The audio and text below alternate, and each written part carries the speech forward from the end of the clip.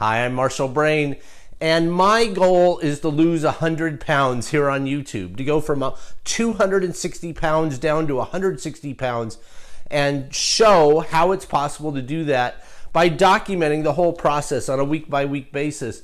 So this week, I thought we'd talk about cause and effect.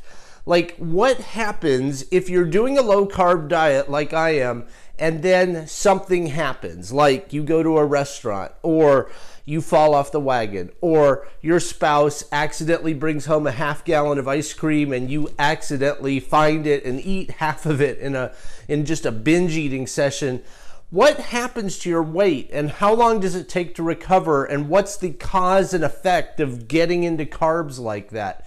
We'll have a chance to take a look this week by looking at my weight graph as part of my normal week 10 status report. So here is my week 10 weight graph, and it looks crazy, right? This is a perfect example of cause and effect. Here is Monday, which looks fine, and then Tuesday there's this big weight gain, and then on Wednesday it jumps up again. I gained 5.7 pounds in 2 days. OMG, how is that even possible? And then there's this rather amazing weight loss over the course of 4 days, where I lost 7.5 pounds in 4 days. So for the week, even with this big upward weight spike that occurred, I still lost 1.8 pounds for the week, which is pretty amazing. So let's look at the cause and effect here. This is Tuesday, and clearly I gained weight. Why? What is the cause of this? We can look at the calorie graph and see why. I ate way too much on Monday. I'm trying to eat 1,600 calories a day, and I ate more than twice that on Monday. In addition, we can look at the carb graph for Monday. I'm trying to eat less than 50 grams of carbs a day, and I doubled that on Monday. So obviously I gained weight on Tuesday. It's simple cause and effect. Then you can see that I gained weight again on Wednesday. What did I do wrong on Tuesday? I ate too much, but not nearly as bad as on Monday. But the major problem here is that I ate 200 grams of carbs on Tuesday, which is 4 times more than my 50 gram per day goal. This is what falling off the wagon looks like. This is what happens if you are doing a low carb diet and you start eating carbs like a normal person would. So what happened is that I ate all these carbs on Monday and Tuesday, and my body stored the carbs along with about 5 pounds of water.